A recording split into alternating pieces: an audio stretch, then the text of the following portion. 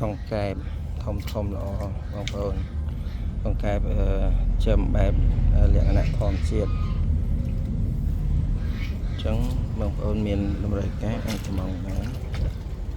ឥឡូវនេះຂະຫນາດ4-5 គីឡូ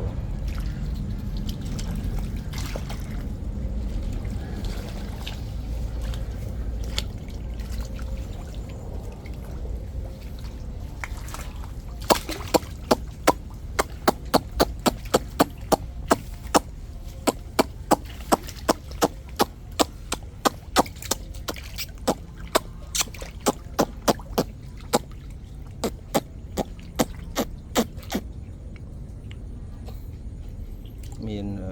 រាប់ម៉ឺនក្បាលបងប្អូននៅក្នុងស្រះនេះធំទីធ្លាធំទូលាយ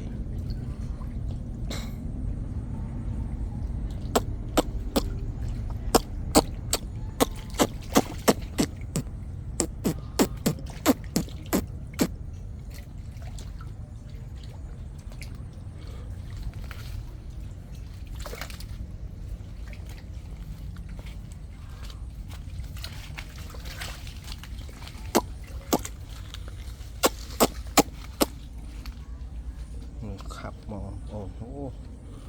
ធំវាចូលក្នុងគុំស្មៅគុំតកួនច្រើន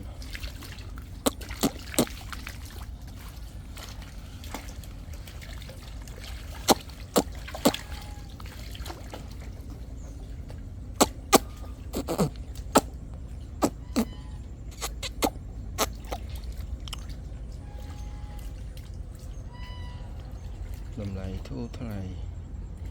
ថោកក្រោមទីផ្សារ